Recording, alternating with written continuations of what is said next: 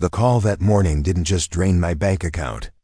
It drained the life I thought I was living. My name's Aaron Blake, born and raised in Austin.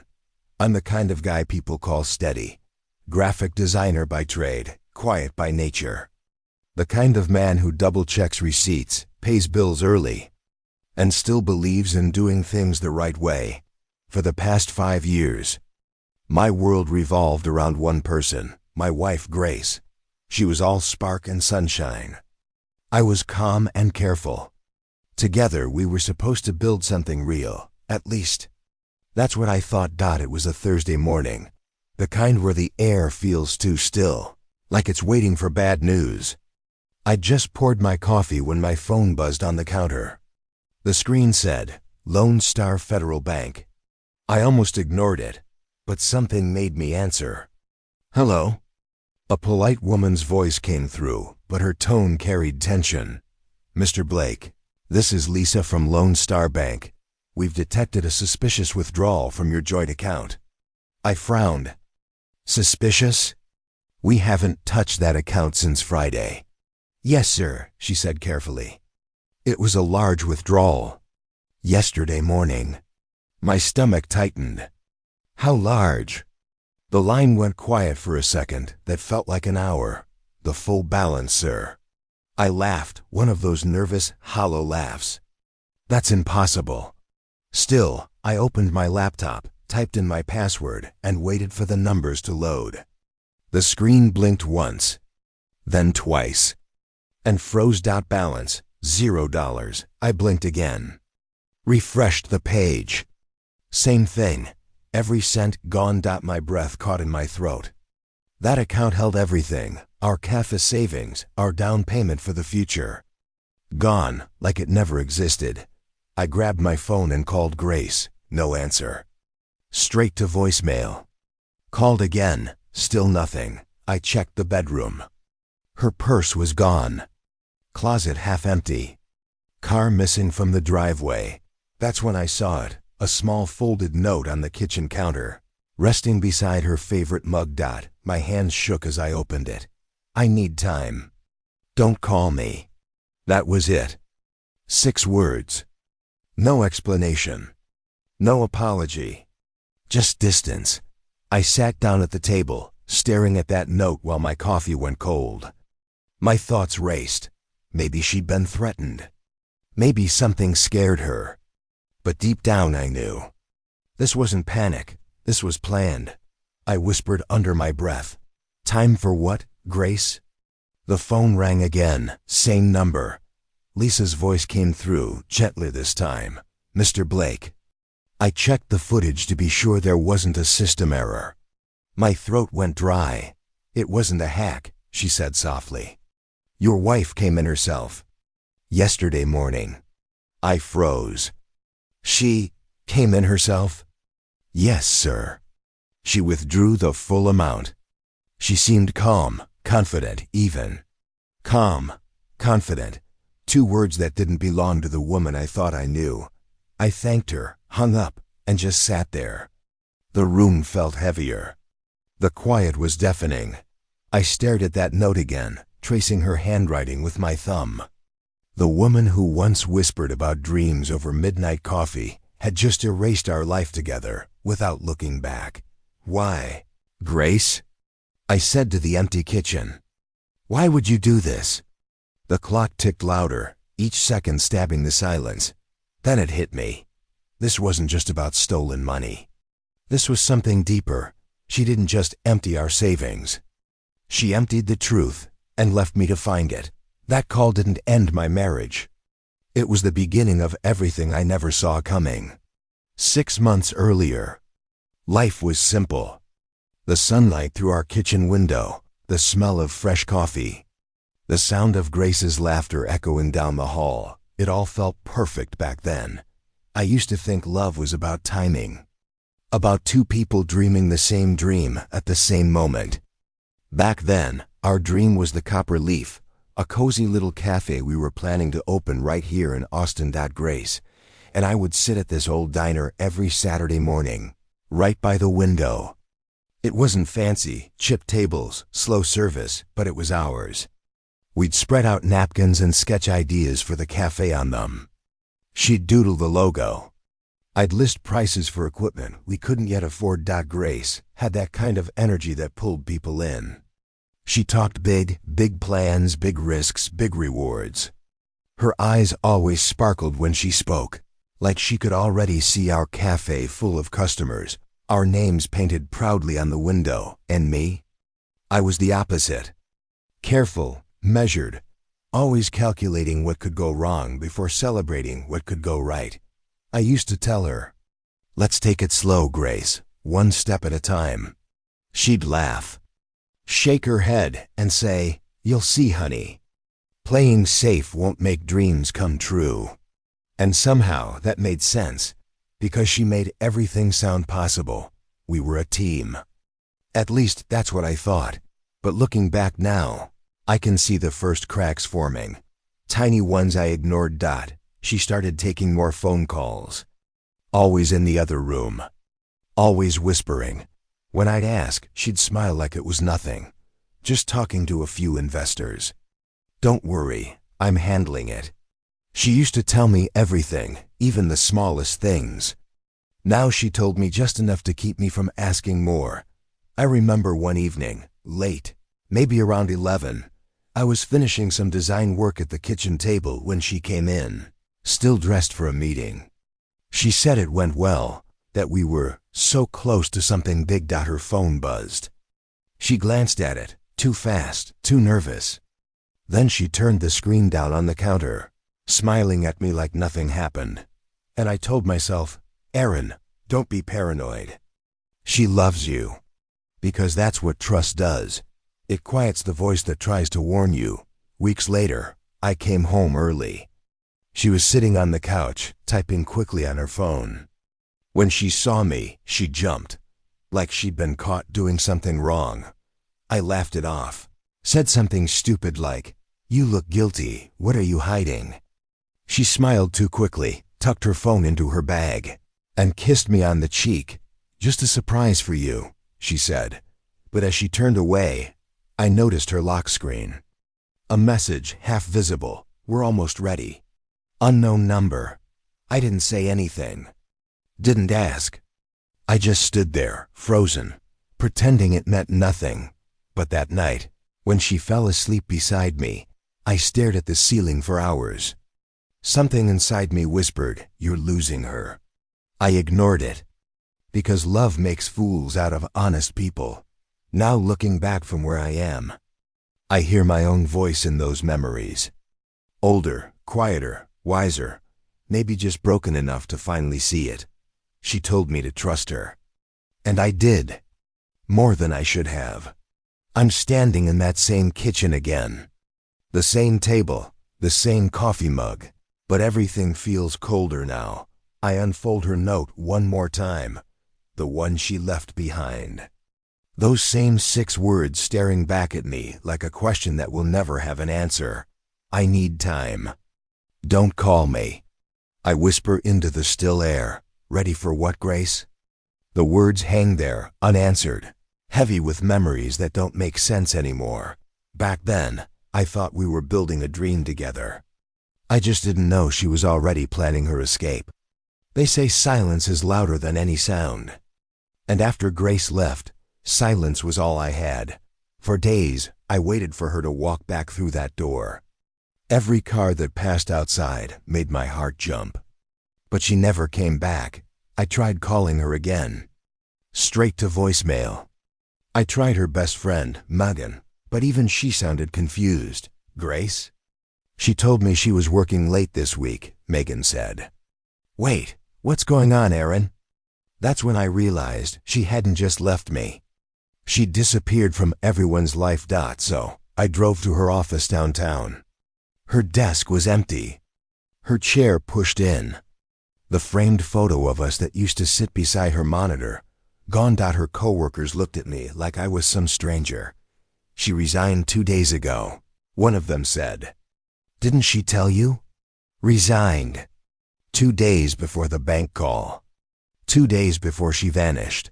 I walked out of that office feeling hollow, like the ground had disappeared under my feet. Her parents hadn't heard from her either. They were just as shocked. Her mother cried on the phone. Grace wouldn't do something like that. Are you sure? I wanted to tell her I wasn't sure about anything anymore. I even went to the police. Showed them the note, the missing money, everything. But all they said was, "Mr. Blake, it sounds like a personal matter." Personal matter. That's what they call it when your whole life falls apart and no one wants to get involved. The nights got longer. The house felt bigger, emptier. Every corner reminded me of her. The scarf on the chair, the perfume in the air, the echo of her laughter that wouldn't fade. I'd sit in the dark living room, staring at our photos. The one from our anniversary, her smile bright, eyes full of life. I'd whisper, "I kept staring at your smile," wondering when it stopped meaning love. That line played in my head over and over again, like a broken record of everything I didn't see coming. Then one night, maybe the 4th or 5th since she left, I decided to check our old bank records again. I don't know why. Maybe I needed proof that this wasn't real, but as I scrolled, I saw something that made my stomach drop. Small withdrawals. Not big enough to notice, but regular. $500 here, $800 there, spread out over months. She'd been moving the money little by little. Right under my nose. I checked the timestamps. The pattern was perfect. Every transfer made right after payday. Every receipt signed by her. It hit me like a punch. She hadn't made a split-second choice. She'd planned this. For months. Maybe longer. The woman I loved had been slowly draining our future. While smiling across the dinner table, I sat back in my chair, hands over my face. Part of me wanted to hate her. Part of me still wanted to believe there was a reason. Something, anything that made it make sense, but nothing did. I felt erased. Like our marriage, our plans, our laughter had been wiped clean, one transaction at a time. I froze. The screen lit up. Lone Star Federal Bank, the same number. For a moment, I couldn't even move. Then I answered, voice trembling. "Hello." It was Lisa, the banker again. Her voice softer than before. "Mr. Blake, there's been new activity in an account under your wife's name." My heart pounded. What kind of activity? A transfer. Just a few minutes ago. From a different branch. I felt my chest tighten. She's still out there? It appears so, sir. I didn't know whether to cry or scream. All I could manage was a whisper. "Why, Grace? What are you doing?" The line went quiet, just the faint hum of static on the other end. That night I couldn't sleep. I kept thinking about those small withdrawals, about the life we built and the lies that hid beneath it. I used to believe love could survive anything. But that night I realized it can't survive secrets. And somewhere out there, Grace Blake was still moving money, still running from something. Or from me. That call wasn't the end of the story. It was just the next chapter in a betrayal I was only beginning to understand. There's a strange calm that comes after heartbreak. It's not peace, it's emptiness. And when you sit in that silence long enough, your mind starts searching for answers, even when you're afraid of what you'll find. That's exactly where I was. 3 weeks had passed since Grace disappeared. 3 weeks since I learned she'd taken everything. But that last call from the bank, the one about her new account, it lit something in me. I wasn't going to just sit here anymore. I needed the truth. So I went back to Lone Star Federal, the same bank where it all began. The same smell of coffee and paperwork in the air. The same woman waiting for me, Dana Collins. She looked nervous, glancing around as I approached her desk. "Mr. Blake," she whispered, "you shouldn't be here. I could lose my job for this. I just need to understand," I said quietly. Her eyes softened.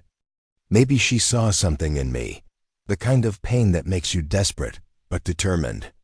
After a moment, she sighed, then turned her screen toward me.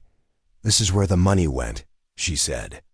On the monitor, a name glowed in blue letters. "Our Mercer Holdings." My chest tightened. Mercer. That name sounded familiar. "Does that name mean anything to you?" she asked. I nodded slowly.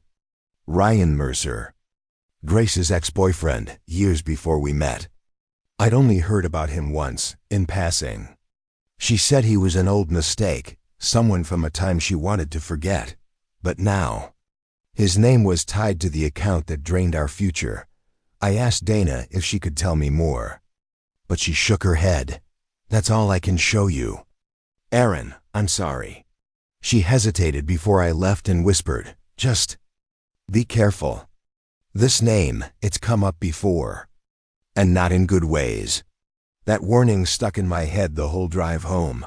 That night, I sat at my computer and looked him up. Ryan Mercer, self-proclaimed entrepreneur. Dozens of articles, smiling photos, business interviews. But beneath the surface, lawsuits, unpaid investors, complaints from people who said he'd taken their money and disappeared. Every headline was the same story written in different words. Real estate visionary exposed. Mercer accused of fraud. It all clicked together like pieces of a puzzle. I never wanted to solve that. Grace hadn't just vanished.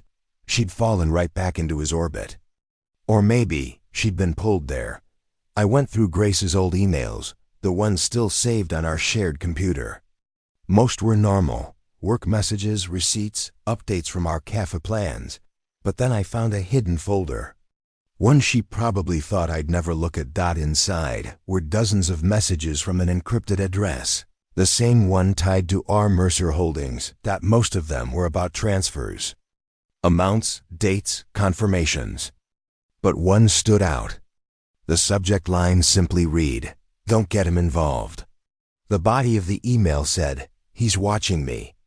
I'll get him what he wants, just keep Aaron out of it." I read it over and over again, my hands shaking. "He's watching me." I leaned back in my chair, staring at the screen. Everything I thought I knew shifted in that moment.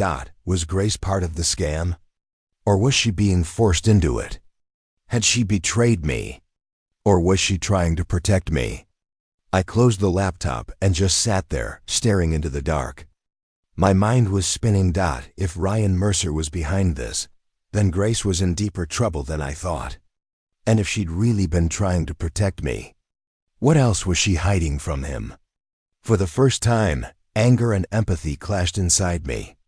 I wanted to find her, but I didn't know whether to save her or confront her. My voice dropped low as I looked at the empty chair across from me. Her chair. For the first time, I didn't know if she betrayed me or tried to save me. And deep down I knew this wasn't the end of it. It was only the beginning of something far more dangerous. Sometimes the truth doesn't free you. It pulls you deeper into the storm. They say when you chase the truth, you have to be ready for what it does to you. I wasn't ready. But by then, it didn't matter anymore. I needed answers. The name Ryan Mercer had been echoing in my head for days. Grace's ex. The man behind our Mercer Holdings. The one who'd pulled her, and maybe both of us, into something dark. That night, I tracked down an address linked to his company filings. An office park on the edge of town, the kind that looks alive during the day and forgotten at night. The GPS led me down cracked pavement, past broken streetlights and faded "for lease" signs. Every instinct told me to turn around. But curiosity, or maybe desperation, kept me going. When I got there, the building was almost empty. A faded sign above the door read, "Our Mercer Holdings, Building 4B." Inside, the air smelled like dust and metal. Fluorescent lights flickered weakly overhead. I half expected to hear voices, but there was nothing. Just the faint whir of a printer still running somewhere in the back. I followed the sound through a narrow hallway until I found it. A room full of desks, overturned chairs, and fake company signs taped to the walls. One printer in the corner was still spitting out papers. I picked one up. It was a real estate contract, forged, sloppy, and filled with names that didn't exist. That's when I knew. The whole company was a front. A shell, built to scam investors, to move money, to hide something much bigger. In Grace. Grace had been inside it the whole time. I walked deeper into the office, flashlight in hand, scanning the walls. There were folders scattered everywhere, property listings, fake client records, even bank statements. Then I saw it. A plain brown envelope sitting on a desk by the window, dusty, unopened. My heart raced as I brushed it off. Written across the front, in neat black ink. Grace Blake. I tore it open. Inside, just one piece of paper. Typed, short, cold. If things go wrong, disappear. I read it 3 times before the meaning sank in. She didn't just run from me. She ran from him. Ryan Mercer wasn't just another smooth-talking scam artist. He was dangerous. The kind of man who used people like pieces on a chessboard. And Grace. She'd been one of them. I felt my throat tighten. All this time I'd been angry. I thought she betrayed me. But what if she was just trying to survive? I looked around the room again. Her handwriting on sticky notes. Her initials scribbled beside bank transfers. She'd been working here. Living in this lie. Maybe she tried to get out. And couldn't. I whispered to the empty room. Grace, what did you get yourself into? The printer clicked off. The silence that followed felt heavy, like the truth itself had just walked in and sat beside me. That night, back at home, I couldn't sleep. The rain hadn't stopped. I sat on the couch staring at my laptop screen, refreshing my inbox for no reason at all. And then it happened. A new message slid into my inbox. No name, no subject. Just an address that looked scrambled. I hesitated before clicking. The message was short. Aaron, please don't go to the police. I'll explain soon. He's dangerous. No greeting. No signature. But I knew that voice, even through the screen. It was her. Grace. My chest tightened.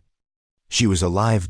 And even after everything, the lies, the money, the note she left, part of me still wanted to believe her. I leaned back, eyes burning from exhaustion. Even after everything, I whispered. Part of me still wanted to believe her. Because maybe love doesn't vanish all at once. Maybe it lingers even when trust is gone. And somewhere between guilt and hope, I realized I wasn't just chasing answers anymore. I was walking straight into the past she'd been running from. Sometimes, the ghosts of your past don't haunt you. They wait for you to come find them. They say betrayal changes you. They're right. After everything Grace had done, the lies, the vanishing, the truth she left tangled behind, something in me broke. But something else woke up. I wasn't the same man who stared helplessly at an empty bank account. I wasn't waiting for answers anymore. Now I was going to find them. That's when I called TomRivera.com, and I went way back, old college buddy turned private investigator. The kind of guy who'd seen too many lies to still believe in coincidences. When I told him about Ryan Mercer, the fraudulent company, and the stolen savings, he didn't sound surprised. You're not the first. Aaron, Mercer's been running scams for years. He charms people, drains them dry, then vanishes before anyone can pin him down. I clenched my jaw. Then let's make sure he doesn't vanish this time. For 2 weeks, Tom and I dug through Ryan's history. His fake real estate projects. His silent partners. His web of shell companies. That's when we found it. A new scheme. Ryan was planning another investment opportunity, using the same stolen funds, the money Grace helped move, and the pitch was almost ready to go public. Tom looked at me and said, "If we can get proof, real proof, we can hand it to the feds. But we need someone inside." I knew exactly who that would be. That night, I opened my laptop and stared at an empty email draft. For the first time in months, I typed her name again. Grace Blake. I hesitated, then started to write. Grace, I found out about Ryan. I'm not angry anymore. I just want to talk. Please meet me. Let's figure this out. I stared at the screen for a long time before hitting send. My hands were steady, but inside, my heart was pounding. Because this wasn't about forgiveness. It was about setting things right. Hours passed. No response. Then, around midnight, my inbox pinned. One new message. It was from her. Aaron, don't do this. You don't know what he's capable of. I read it 3 times. Her words felt like fear, real, raw fear. But I wasn't backing down. I typed one line in reply, neither do you. Then I hit send. Tom helped me plan everything. The next time Ryan tried to sell his investment pitch, I'd be there, as a new investor, using a fake name. Tom would monitor from nearby, recording everything through a transmitter hidden in my watch. It wasn't revenge anymore. It was justice. But I'd be lying if I said part of me didn't want him to feel even a fraction of the pain he'd caused. The night before the meeting, I barely slept. I sat in the same kitchen where Grace's note still sat pinned on the fridge. I need time. Don't call me. Now I understood what she'd really meant. She didn't need time, she needed safety. And Ryan Mercer had taken that from her. Just like he took everything from me. I poured myself a cup of cold coffee, staring into the dark. My voice cracked as I said quietly, tomorrow this ends. The next morning, Tom briefed me one last time in the parking lot. Stay calm. Record everything. Don't provoke him. I nodded. Don't worry. I'm not here to fight him. I'm here to expose him.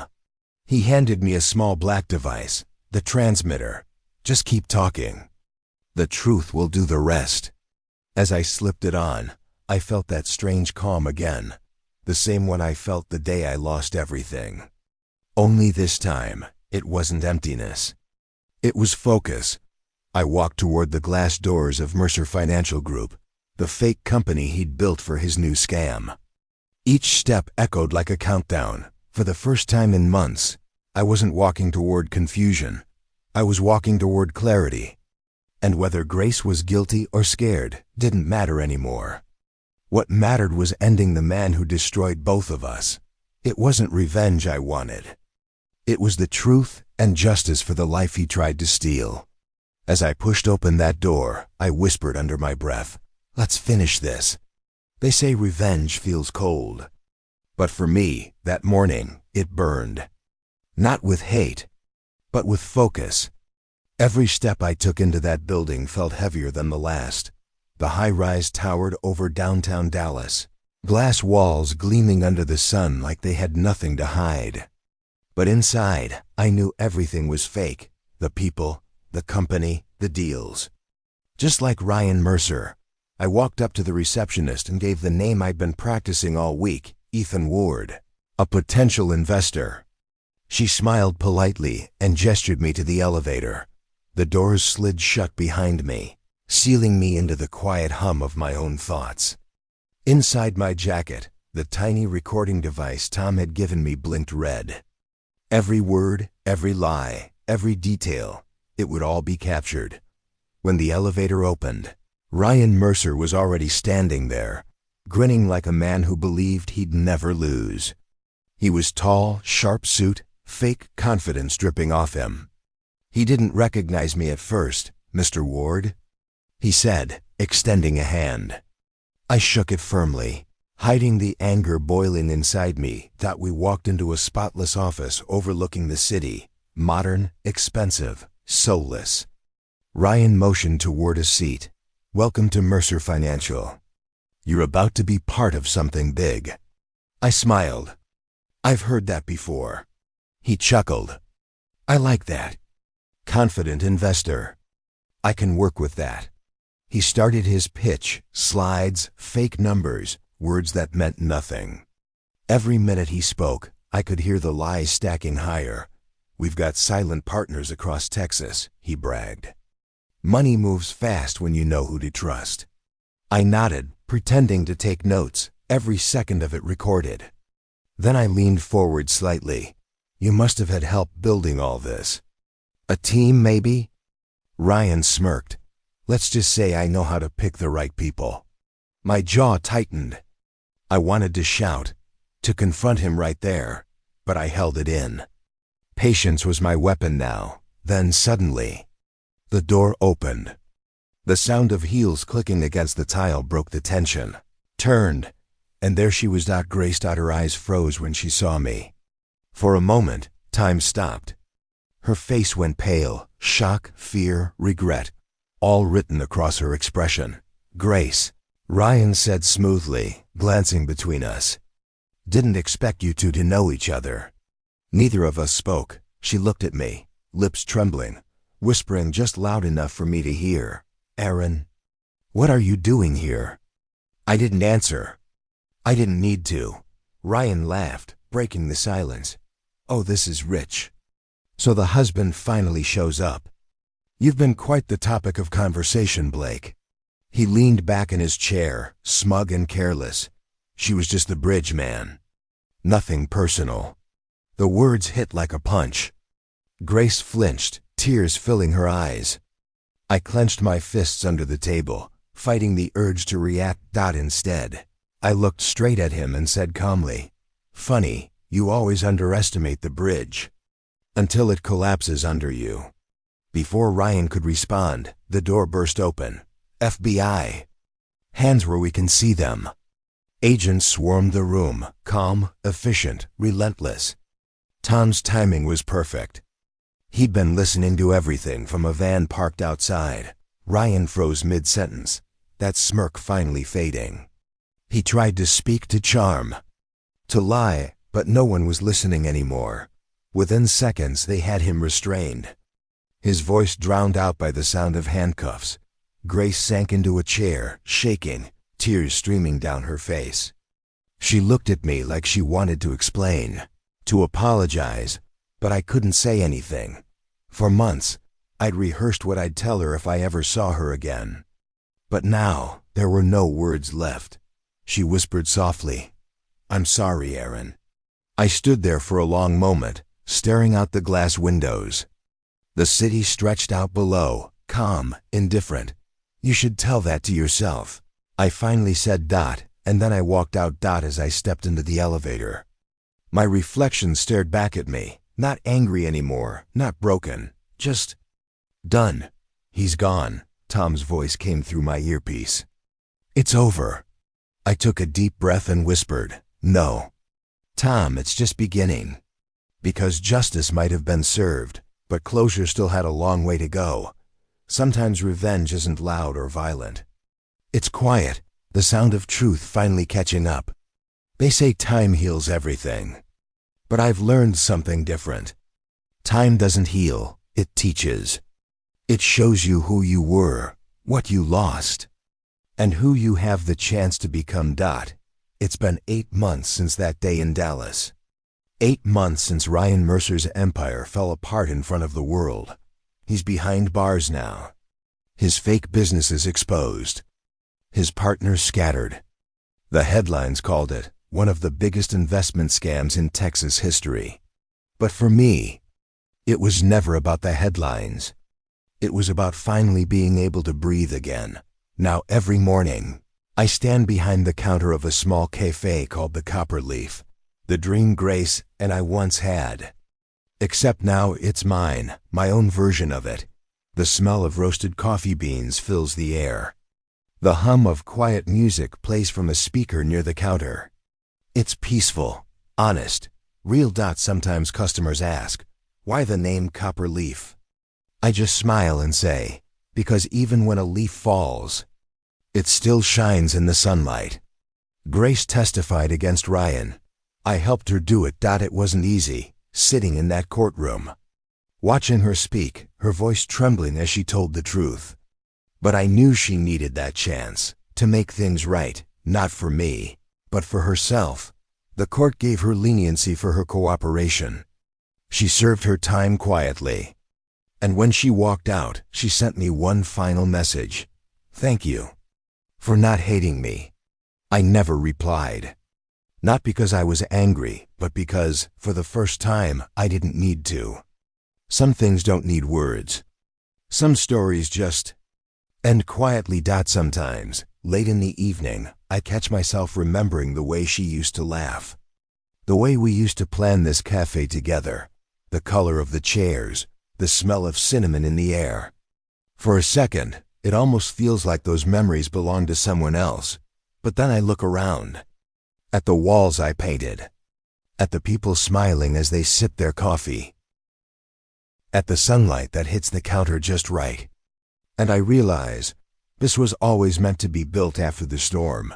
Betrayal doesn't end you. It introduces you to who you really are. I learned that forgiveness isn't about pretending nothing happened. It's about choosing to stop carrying what broke you. To let go of the bitterness and hold on to the lesson. Because if you don't, the past keeps owning you long after the people in it are gone. One day, a man came into the cafe and looked around before ordering. He said, "You built this on your own?" I nodded. He smiled and said, "Must have taken a lot of courage." I looked at him and replied softly, "Not courage. Just the decision to start again." Now, every morning when I unlock the doors, I feel something I hadn't felt in years. Peace. Not because everything turned out perfect, but because I finally stopped chasing what was already gone. Grace vanished to escape guilt. Ryan built lies to chase power. But me, I stayed. And I rebuilt. I wiped the counter, glance out the window at the quiet street outside, and whisper to myself, forgiveness doesn't mean forgetting. It means I'm free. The camera pans out slowly, the morning light spilling across the counter, the sign outside the window reading The Copper Leaf Cafe. Some people vanish to escape guilt, others to find freedom. I chose neither. I stayed and I rebuilt. Every story leaves a scar and a lesson. If this story moved you, don't forget to like, comment, and share it. Subscribe for more true stories of betrayal, revenge, and redemption. Because sometimes, the quietest voices tell the loudest truths.